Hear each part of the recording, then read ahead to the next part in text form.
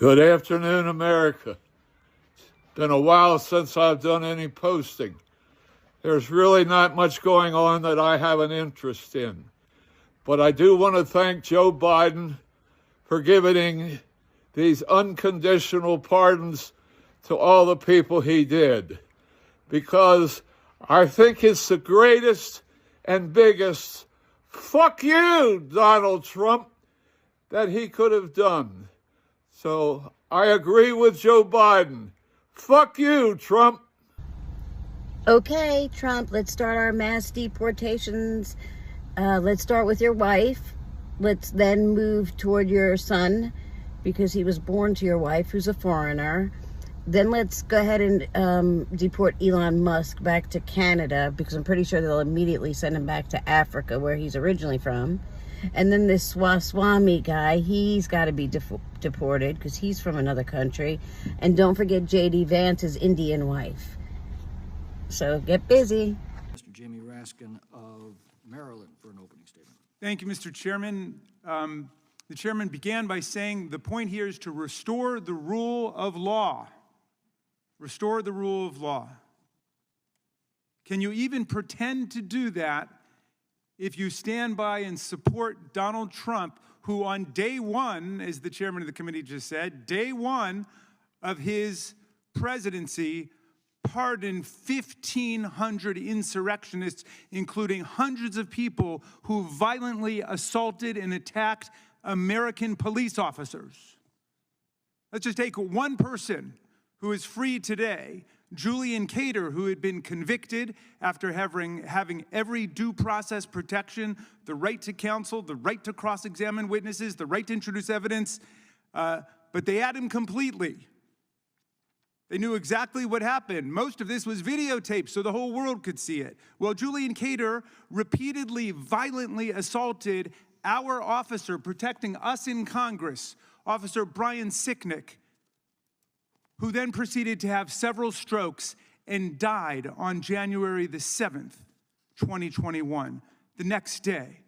The family of Officer Sicknick is absolutely devastated and demolished by what's just happened. I invite any of my colleagues, including the members new to this committee who maybe weren't here on January 6th and didn't experience the trauma of that violent insurrection, when we saw a mob marauding through here yelling, "Hang Mike Pence, hang Mike Pence," and looking to assassinate Nancy Pelosi. And now you have the temerity to come forward and say this is about public safety? How much safer are we now with these 1,500 criminals at large in Washington, D.C. and going out into the country? Are you vouching that these people are not going to be attacking any other police officers?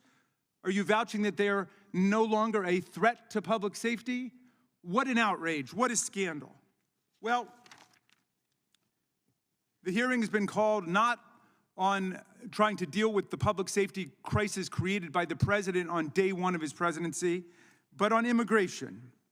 Now, time and again, Democrats have reached across the aisle to fix our immigration system by finding common ground through compromise. We did it in 1986 with a Democratic-led House and a Republican-led Senate when we passed the immigration reform signed into law by President Reagan 4 decades ago.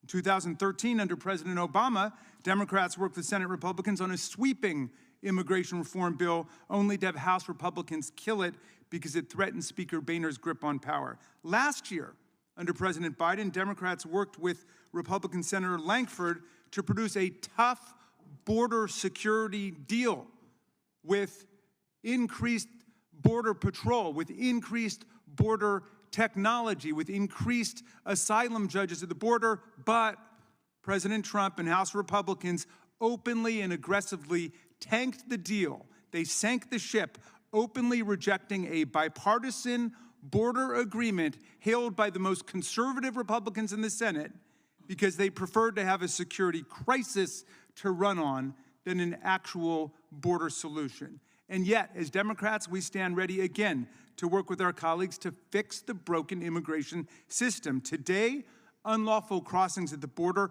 are much lower than they were when President Trump left office. We made progress. Now is the time for us to tackle the daunting task of finding compromise and pragmatic solutions to fix the system that has not been updated in decades, a system that relegates millions of people to the shadows and leaves other people in limbo. Let's secure the border. Let's make it a lot harder to get into America illegally and a lot easier to get into America lawfully. That's what America wants to see.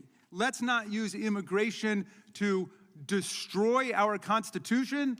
Unbelievable that a lot of my friends on the other side of the aisle are sitting by idly while Donald Trump proposes by executive order to destroy Section 1 of the 14th Amendment, which establishes that everybody born in the United States is a citizen of the United States. And yet, they just let that go. All of these originalists and textualists who claim to care about what the Constitution stands for, that was the whole purpose and meaning of the 14th Amendment, and now they want to destroy birthright citizenship in America, moving to a citizenship based on race instead of a citizenship based on place, which was the whole purpose of the 14th Amendment, to overturn the Dred Scott decision.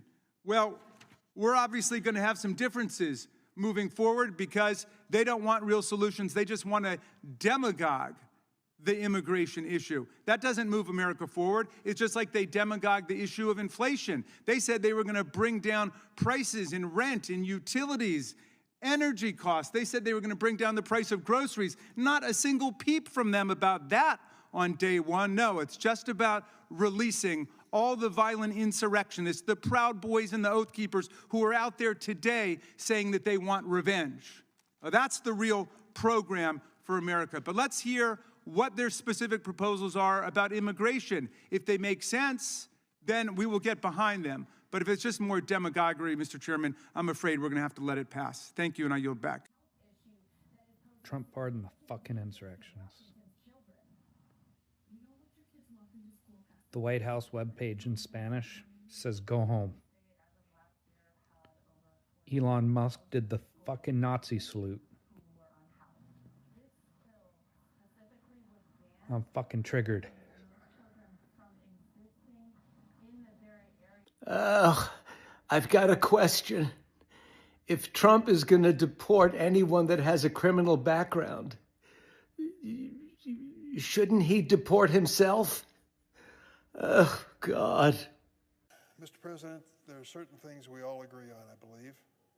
Number one, our border must be secure. And number two, we should deport any dangerous individuals who are here illegally, period. But the executive orders signed by President Trump last night did not target criminals or even those who entered our country without authorization. For example, the president suspended a task force on the reunification of families created in the aftermath of his disastrous family separation policy of his first presidency. Over 1,000 families remain separated today. In other words, children who don't know where their parents are. This task force was created to reunite them, simply that. And now it's been suspended. Stopping this task force does not make us a safer nation, and certainly doesn't help these children. The president also suspended the refugee admissions program, which provides a safe haven for those fleeing oppressive regimes around the world. They include Afghans, Afghan women, Uyghurs, and Rohingya. Many refugee applicants wait decades to come to the United States lawfully, and every single one of them must undergo a rigorous vetting more than any other group of immigrants coming to the United States. I have worked in and with these refugee camps.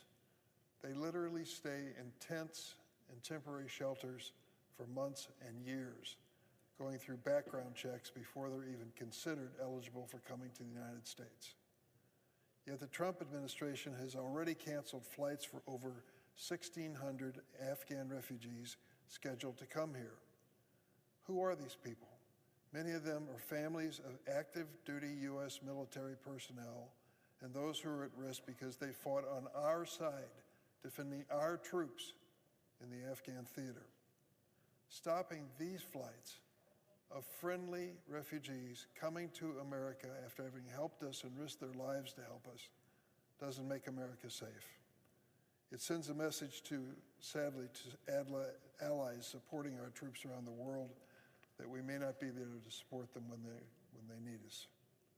The President also announced his plan to attempt to deny citizenship to children born in the United States if their parents are not citizens or lawful permanent residents. I ask anyone who's interested in this issue, do something very basic. Read the first sentence of the 14th Amendment to the Constitution. It is a clear violation of our Constitution to eliminate birthright citizenship. It does nothing to make our country safer, nothing. We need to secure our border. That's why I worked for years to pass bipartisan legislation that fixes our broken immigration system. Mr. President, before you came to the Senate, we considered comprehensive immigration reform. On a bipartisan basis, I was part of 8 senators, a task force, Democrats and Republicans, equal numbers. We wrote the bill, brought it to the floor, and got over 60 votes for the bill. Unfortunately, the House, under Republican control at the time, wouldn't take up the issue. We had an approach that still ought to be considered when it comes to changing our immigration system to make it safer for America. But we also need to protect millions of non-citizens whom Americans rely on each day. All across America this morning, many parents headed off to work, stopped to drop their kid off at daycare. They handed their child over to an undocumented person who works during the course of the day to keep your child safe and to make sure they're there at night when you return to pick them up. The same thing is true about nursing homes and a lot of care facilities. Parents and grandparents are being carefully watched every minute of every day by undocumented people who are working there. The wages aren't the greatest. These people are willing to take on this job. And for most people, it's a critically important job for their family. They want their mom to not only go to breakfast with a smile, but to be escorted back to her room safely. They need undocumented people for that to happen. A high percentage of those who work in these facilities qualify as undocumented. Immigrants have been a key part of America. I know that, and I say that as the son of an immigrant to this country. Our nation has always needed immigrants, still does.